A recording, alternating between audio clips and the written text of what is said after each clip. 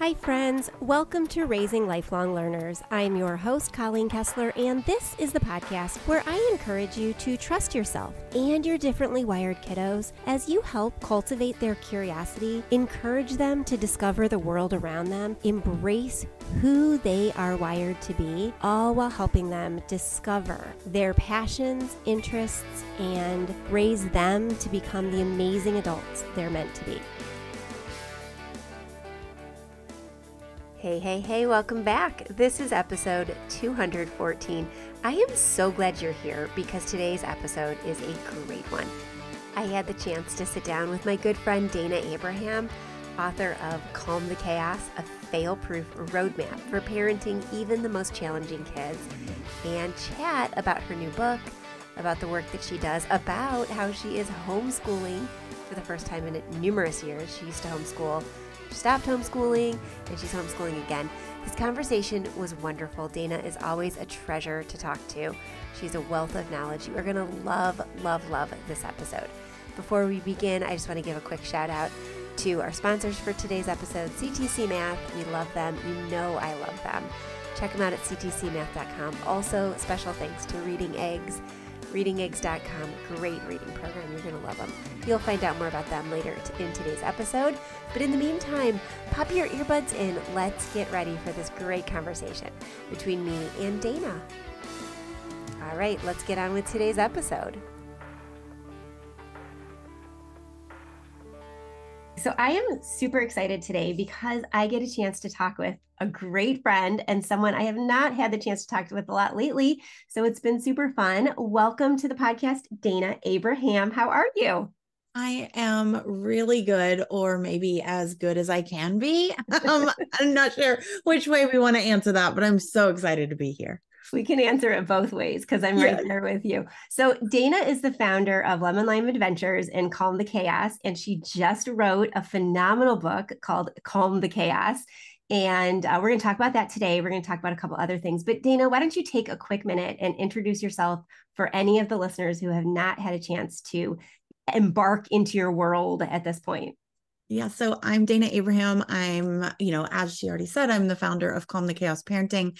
I help parents create better relationships by understanding their kids, getting on the same team as them, and really getting in tune with their needs so that everyone feels empowered and heard and validated for who they are.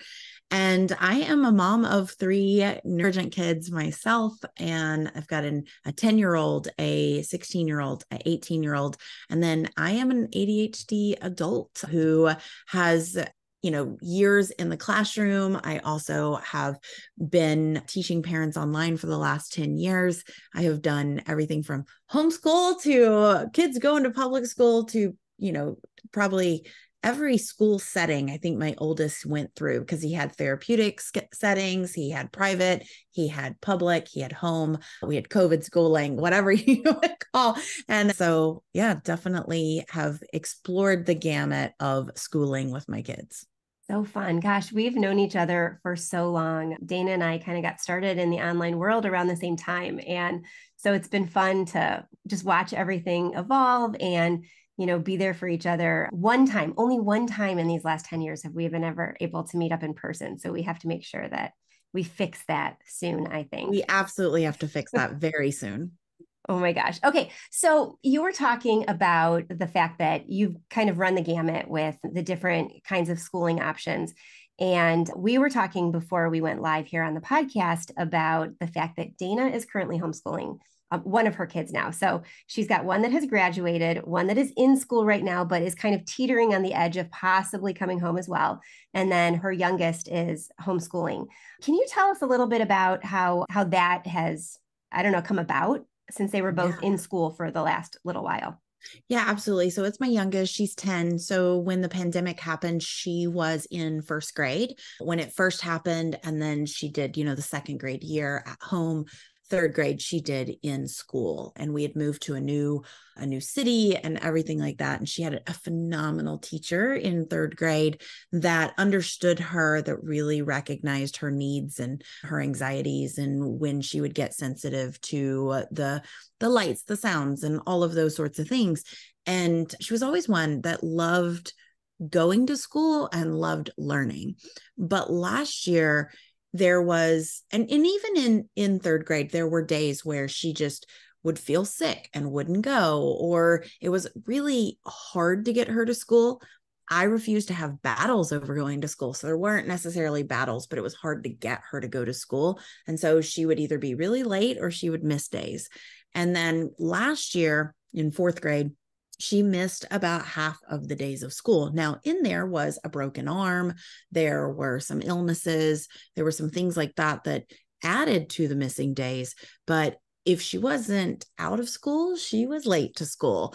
And the school didn't really want to work with her and with us because she is that picture perfect student. She's the kid who turns in all her work, who is super quiet in class. She's like what a teacher wants as a student.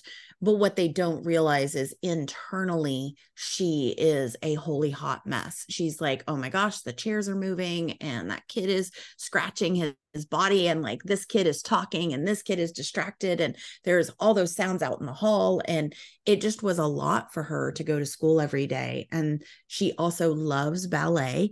And it was almost like I can go to school or I can go to ballet, but I don't have the capacity to do both. And so we talked about homeschool a lot last year as she was in school and she was struggling. And she was like, I don't want to homeschool because then I won't be with my friends. And so we talked a lot about it throughout the year. We involved her a lot in the conversations.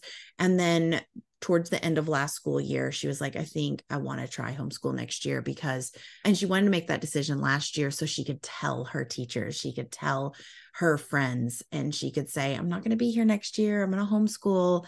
It's really hard on my body to come to school, is how she would describe it to them. So we're trying it out. Here we are 2 weeks in. I love that. Okay. So one thing I want to say, and I want to come back to, you said that she was able to articulate and say, it hurts my body to be at school. I think it's so important and empowering. It's important for our kids and empowering for them to be able to articulate that. Can we talk a little bit about how we can help our kids be able to do that? Because that right there is, I know people talk to me about that and ask that question, like, how does Logan explain to people when she's feeling anxious? And how do you get them comfortable saying things like that? And it's like, you just do by doing it, right? So let's talk about some of the strategies that we can put into place to help our kids be able to advocate for themselves and articulate those kinds of things, because it's amazing she is able to do that and was willing to go and tell her friends and her teachers that. And your book talks a lot about how to help your kids build these strategies and these like roadmaps to be able to do that. So can we talk about how to help our kids be able to understand what's going on in their bodies and their brains and articulate that to others? Absolutely. So it's not the answer most parents want to hear. We want to jump to, how do I help my kid be self-aware? How do I teach my kid self-regulation? How do I teach my kid how to advocate for themselves? And the honest answer is you start yourself, and you start by accepting your kid for who they are. And I know if you're listening to this, you love your kids and you think that they're the most amazing kids in the world, but there are things about them that you might not understand why they do. And it's hard to accept that your child isn't able to go to school like other kids, or your child processes the world different than other kids. But if you don't understand that, if you think they're manipulating you, if you think they're purposely not going to school, if you think they're just trying to get their way, right? If those are the things that are going through your head, it's going to be very hard for you to help your child also then recognize, oh, there's something going on internally. Oh, there's some external stress. Oh, there's some sensory needs going on here. And so in the book, I lay out 5 stages, and getting our kids to recognize and talk about their own struggles really happens in stage 4 and 5. So the stages, though, I'll go over those real fast. I think it's really important that parents realize they have to go through all the stages. And this first one is ride the storm. So when my daughter first started refusing to go to school, I had to have a plan until I had a plan that worked. And this works, unfortunately, just because she's now homeschooling doesn't mean she doesn't refuse school anymore. The struggles she had in public school are still the struggles she's having at home. And so I need a plan for what do I do when she doesn't want to do the work? What do I do when today is a day that she says, I don't feel good. I don't, my head hurts, or I don't like math. I don't like science, or I don't want to go to school. So I need a way to remain calm. And we were talking about this before we ever got on, is we can catastrophize and we can start to worry and we can start to stress out, especially as our kids get older. So the 16-year-old, the 18-year-old, you feel like you're running out of time.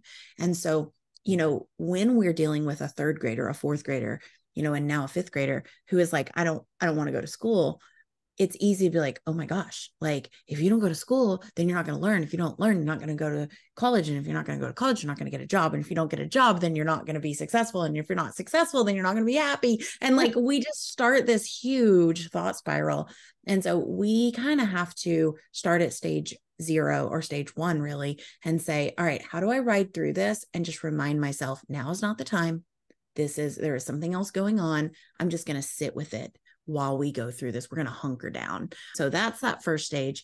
And while you're doing that, you're going to learn a lot about yourself. You're going to learn where your emotions come up, where your feelings come up, and you can start to notice where in your own body you're tensing up, or where your, things are starting to overwhelm you. And that's going to help you later be able to help your kids advocate for themselves. The second stage is the one we all try to skip. And I've had to be reminded of this so many times over the last couple of weeks as I'm navigating this new season, is our time and energy plan.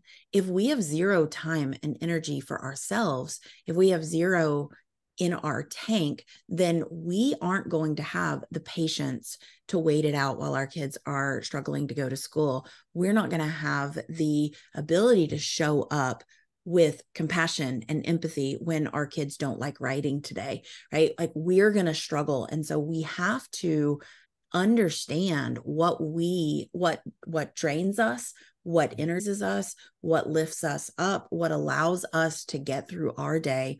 And again, the more we learn that about ourselves, the more we'll be able to help our kids be able to articulate that later. So the fact that I'm able to say, I'm touched out, I'm exhausted. Today, I'm exhausted. I have nothing left, sweetheart.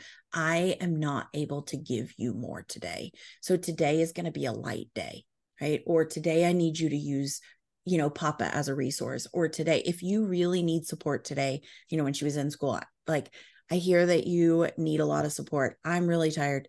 Today might be a good school day for you because the teacher can support you, right? So knowing where I am in my own energy levels, and then her hearing me describe my energy levels as varying, allows her to start learning her own energy levels, and allows her to start saying, oh, mom says that things are loud right now. Oh, okay. Like, then things are loud and that's bothering her. Sometimes I'm bothered. Maybe it's the noise. I'm going to listen for that. And then stage 3 is where we're focusing on what am I going to say and do in the heat of the moment, and really understanding what's under the surface of the challenge, of the struggle, of the refusal that's going on. And that's where, in the moment, you're not like, oh, it looks like you don't feel connected, or, oh, it looks like your sensory systems are offline today, or it looks like you're extra sensitive today. No, that's not what we're doing in the moment. But afterwards, we can say, wow, I noticed it was really hard for you to get out the door this morning. And I also noticed that yesterday you had a lot on your plate. You went to school, then you went to after school, then you went to a friend's house, then you went to ballet, you came home and you did that project. And today I noticed that any extra touch, smell, sound seems to be setting you off. Do you notice that too? So now you're starting to use the language to help them attach the awareness with the language and the way that they can describe it. Once you have that, now you can move to stage 4, the get ahead, which is creating plans with your kids. What do we do when we feel frustrated? What do we do when our body feels uneasy? What do we do when we don't know how to do the writing? What do we do when we misunderstand something?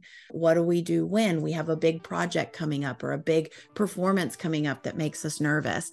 So that is, it's a path to get to our kids advocating for themselves. And we have to slow down to be able to reach that point. Hey there. Okay, so I want to tell you a little bit more about CTC Math. We've been using it for a few years now, And I had a conversation with my daughter the other day. She came to me and she said, Mom, I was going to the next lesson in my math program. And she said, I looked at it and it's something that I already know how to do.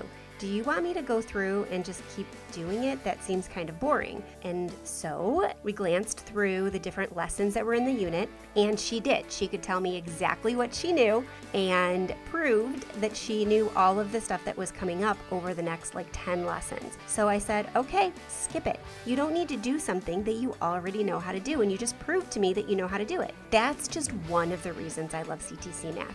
I've said before that they are sponsors of this podcast, and I'm so grateful to their sponsorship, but I'm also a customer.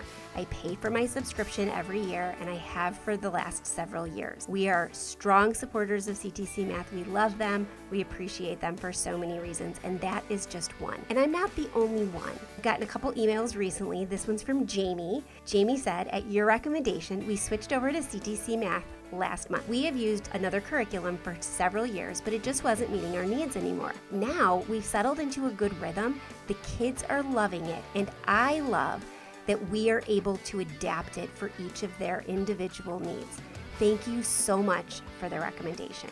Jamie, I love that, and I was so excited to hear it because it just goes to show I'm not the only one who has had that experience from CTC, being able to adjust on the fly as our kids are learning. I love, love, love that. If you haven't had a chance to check it out, go to ctcmath.com. You will not be sorry. Hey there. Okay, so do you want to make learning to read fun for your kiddos? Check out Reading Eggs. We have used Reading Eggs off and on throughout the years, and all of my kids have loved it. It's a multi-award-winning online reading curriculum for ages 2 to 13. It covers phonics, sight words, comprehension, and so much more. The cool thing is there's so much scientific research that backs it up, and it's trusted by over 20 million users. When you go to their website, you can sign up for a free 30-day trial and get instant access to hundreds of lessons, worksheets, ebooks, and reports on what your kiddos are doing online. It's kid-safe certified, ad-free, and full of all sorts of gamification to give your kiddos exciting rewards, animations, music, all sorts of fun things to motivate your kiddo to learn. Check it out at readingeggs.com/RLL. That's readingeggs.com/RLL. You won't be sorry, and your kids will love you for it. I love that. I think it's a good reminder to talk about real quick, that idea of modeling for our kids. Remembering too, I often tell parents that we're our kids' only full out example of what a healthy adulthood looks like. Sure, they've got lots of other adults in their lives, but we're the only ones they have a front row seat to all the time. So if we're not articulating how and why things are bothering us when they are, and we're just blowing up, or if we're not taking time for our own hobbies, interests, passions, things that really light us up, or we're not giving ourselves breaks or going on dates or doing all the different things, our kids are going to see that adulthood doesn't include those things, right? Adulthood is just self-sacrifice and overwhelm and being burnt out. And so we want to make sure that we're showing them the kind of adults we want them to be able to become, because none of us want our daughters to grow up and be frustrated, overwhelmed moms. None of us want our sons to grow up and be fathers who just leave, go to work all day and come home too tired to play basketball in the backyard. The day-to-day, from the things that feel like they're fluff, reading a book in the evening or indulging in your favorite snack or this, that, and the other. But we also need to make sure that we're putting in time for that modeling of how to say what's going on. You drop the egg on the floor when you're baking your cake and you say out loud, oh, oops, that was silly. I can't believe I did that. Let me scoop that up and get another egg. So they're not seeing us blow up every time we make a mistake. They're seeing mistakes roll off of our back. All of that modeling helps lead to the conversations that then, like Dayna said, help us help them make plans as they go forward, because they have reference points, they've seen it, they've been thinking about it, and now we can help them articulate it. Yeah, absolutely. And, that is, I've seen this work time and time again where, parents come in to our program or they start at stage 0 because kids are having like after school meltdowns or they're having that school refusal. And so the first stages are them just trying to navigate through it, them trying to say, okay, how do I remain calm? How do I show up? How do I handle this? And then it's, wait, how do I help you see and understand what's going on inside your own body, inside your nervous system, inside your brain, and in recognizing the environment and the surroundings around you. And then these kids start to go to school and they start advocating for themselves and they start asking for, can I do my work in a quiet classroom? Can I come to school late? Can I walk down the hall in a different hallway when there's no kids in the hall? Can I leave through a different door so that I'm not coming in when everybody else is coming in? Can I do hybrid school where I'm coming half the day and I'm staying at home for half the day? And, or they're coming to their parents and they're saying, can I do homeschool where there's less demands, there's less stressors, there's less, we were describing earlier, my daughter, after her big hard day the other day, she wanted nothing to do with me because I had mosquito bites that I was scratching. And she was like, I can hear that. Stop. It was really bothering her. And she was like, you're scratching it. I was all the way on the other side of the room. And if she can hear that, imagine what all the sounds in a classroom sound like. And you've also got this girl who's got such an innate desire to do well. Like that is, even though she's been taught how to, and I've modeled mistakes because I make mistakes all the time, like big mistakes and, mama over here. And so I've modeled that. And so it's definitely not that I'm like, you have to achieve, you have to get straight A's. She's not getting that from me, but yet that is her personality. And so she goes and she wants to do well. And she has this internal anxiety. And so she doesn't raise her hand when she has a question. She doesn't ask for help when she's not sure. And so now that she's home, she's articulating what all these struggles that were at school that she never articulated to the teacher. She never told me because by the time she gets home, it's been, so long since writing time or math time that now she's able to say, but I don't like writing. Okay, what about writing do we not like? I don't like anything about writing. And as we dig further, and this isn't in one day, this is over the last 3 weeks, she finally is able to say, I don't like that I have a thought in my head. And then when I go to write it on paper, it's gone. I can't remember it.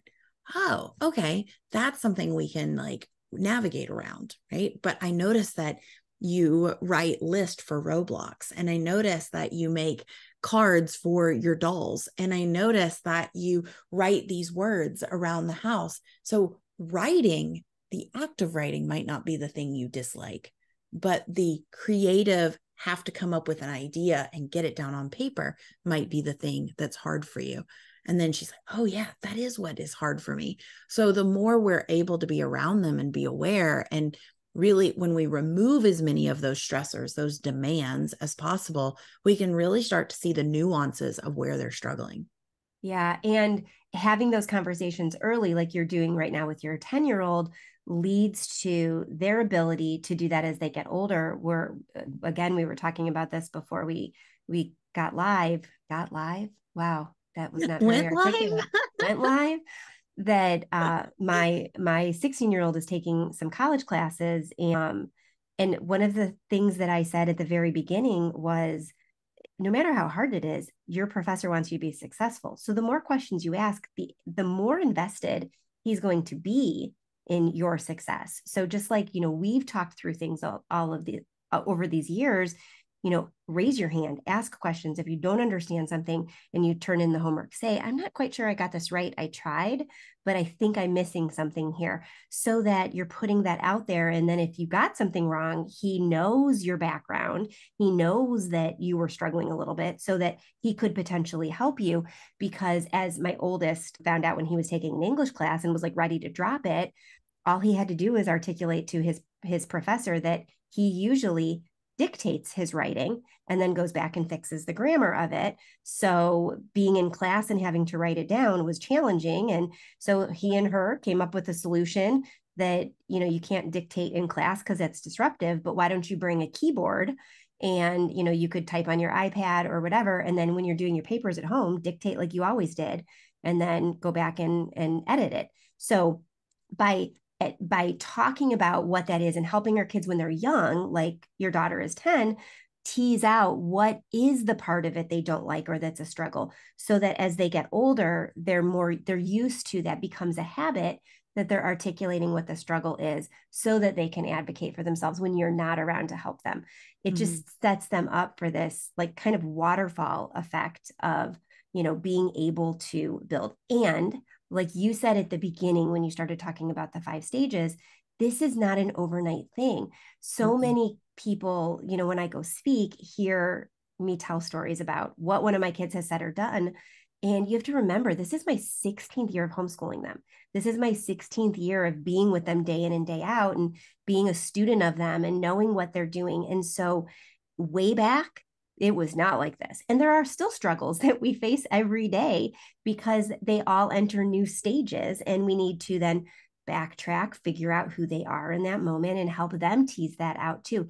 It's an ongoing process that, you're going to have ups and downs. You're going to have 2 steps ahead and 4 steps backwards. And you just keep pushing through because, again, like Dayna and I were talking about earlier, what works today might not work tomorrow, but it might work again in 6 months or a year from now. So you're basically building this ongoing toolbox of strategies that you can use to help your kids as they grow through the different stages of their own development. And one of the worries and fears that I hear people, and I hope it's okay I bring this up, I hear people say things, and sometimes it's about behavior, but sometimes it's also about schooling in the general public. But then that feeds into what we believe as parents is, well, when they get a job, they can't just choose which days they're coming, or when they get a job, they can't, if they get a boss they don't like, they can't just ask for another boss. And I'm like, why not? Right. Like, why do we not want to empower our kids to have a voice, to be able to speak up, to be able to advocate in a way where if they do get a job and they're feeling pressures that don't feel fair to them, that they can speak up in a way that their boss will listen, or they can advocate. I talk to parents all the time. A lot of times parents get upset that their kids aren't doing XYZ type of learning, not because their kid isn't going to learn it, but because someone else is going to judge that their kid's not learning it, or that someone else is going to be like, oh, you're not doing a good enough job because you didn't make your kid do this thing. And if we can remove that outside pressure, or we can teach ourselves how to advocate, like, let's say we have a job and we are like, our boss is expecting us to be in at a certain time. We say, you know what? I had to do, even do that. As right now, I own my own business and I'm still having to do that with my employees. I'm having to say, we are in a new season, and I am learning that homeschooling my daughter for the first time in years and helping my 18-year-old transition into adulthood, and having a 16-year-old who's contemplating homeschool and navigating 16-year-olds, like that's just its own thing. That's a new season. We have been smooth sailing for a couple of years and it's been kind of nice. It's felt really good, but I'm having to advocate to the people around me and say, I need more space. I need more time. And my employees, I encourage them to come to me and say, we're going through storms right now. We have a lot of things happening right now.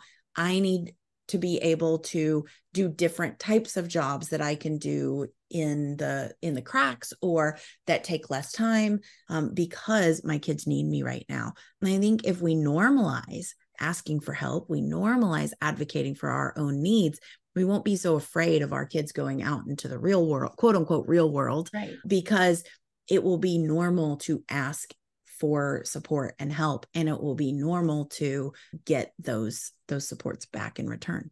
Yeah. And just remembering too, right, that everybody is different, and what's right for one isn't right for another. And I think as homeschooling parents, especially, we put so much pressure on ourselves to churn out somebody that looks like the norm because we're going to be judged on everything. And we feel this responsibility for making our kids do or be whatever it is they're going to do or be. And then you throw in neurodivergency, or you throw in, any number of diversities in there, like, giftedness, twice exceptionalities, anxiety, ADHD, all the different stuff. You say you have somebody who's gifted. Well, they expect them to be at an Ivy League school if you've homeschooled them. Well, my oldest is profoundly gifted, and he's an entrepreneur, and he's not out of my house. And that's okay, because everybody develops at their own rate, and there's setbacks, and, there's movement forward and then movement backwards and back and forth. And I think letting go as a parent, especially all of you homeschool parents who are listening, of the expectations of others is probably one of the hardest things that we face as parents, period. And then as homeschooling parents of challenging kids, as parents of challenging kids, if you're even thinking about homeschooling or your kids go to a traditional school, we have to remember that our job is to facilitate and guide and nurture our kids along the path of their own discovery, right? Because we don't control our kids.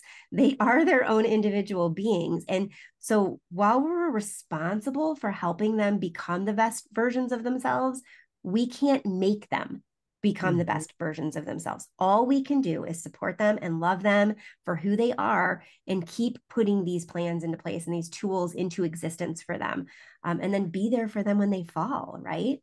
I think that's such a good point. I think, my book is a roadmap for parenting even the most challenging kids. And I still tell parents the roadmap isn't linear. So expect that you're going to go back to stage 0 or stage 1. You're going to go back through stage 3. You're going to go, and then it's going to ebb and flow, because we're dealing with humans here. We're not dealing with robots and boxes, and we're not dealing with cars. We're dealing with dynamic individuals who are all unique, and you're dealing with life and the changes in ages and in development. And I can't expect my homeschooling experience that I had when my son was, when I brought him home from second grade, and I had a 7-year-old, a 5-year-old, and a newborn, I can't expect that experience to be like what my experience is now when I have a 10, a 16, and an 18-year-old. It's going to be very different. And I have to accept that and let go of some of my own expectations I'm putting on myself, and also not judge myself for being back in stage 1 of, I've got to figure this out. I've got to ride this out. I've got to find my own calm. I got to find my own energy reserves again. I'm having to refigure out my schedule and how I do my day, because I'd take my kids to school, and then I would work during the day. And then when school was over, I would hang out with my kids, and I would do, things at home. And the weekend was my weekend. Whereas now I'm having to catch up on some work on the weekend because I'm homeschooling during the week. And I'm having, even today, I'm going to finish this interview. I'm going to go inside, and we're going to do science and art. And then she's going to take her break before she goes to ballet. And that's okay. And then I've got to go back to work again. So we have to be okay with those ebb and flow, and let go of that shame and the guilt that we think we are supposed to hold on to. Yeah. So important. Okay. This was fabulous. We are going to link in the show notes to all of the different resources that you provide, especially your book.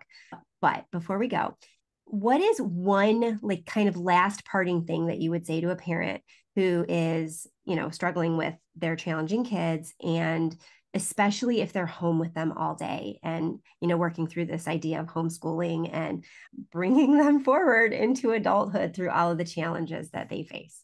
One, I'm just breathing with you. I'm just saying, like if you're listening to this, I'm breathing with you. I'm right there with you, and you're not alone. I think it's important to know that you are not doing this alone. There are so many others out there. Even if it feels like you're doing this all alone, you're in a perfect community with Colleen here, and knowing that you're not alone here. The other thing that is kind of like the underlying tone of my entire book is, I want you to know that you're not failing, that you are doing the best with what you've been given, and that you are exactly the parent that your kid needs. And sure, it might mean that there's some tweaks along the way, or some things that you could do that could make it a little smoother, but you are not failing. And the last thing is that your kid's not broken. They're not someone to be fixed. They're not someone that needs to be changed. They are who they are. Just like Colleen said, you can't control your kids. What we can do is be the guide, the mentor for them, the navigator to help them navigate this crazy journey. And so just know that you have got this. I love that. And it's just such a good reminder as to why we've been such good friends over the years, and why even if we don't talk for a very long time, we're right back there, because our philosophies are so similar and our approaches to life and parenting are so similar. So this has been just great having you back on. And for all of you listening, you can find, like I said, the links, resources, all of the things that we talked about, and then things related to the things that we talked about over on the show notes for this episode at raisinglifelongs.com/podcast. And we'll be back same time, same place next week. Bye for now.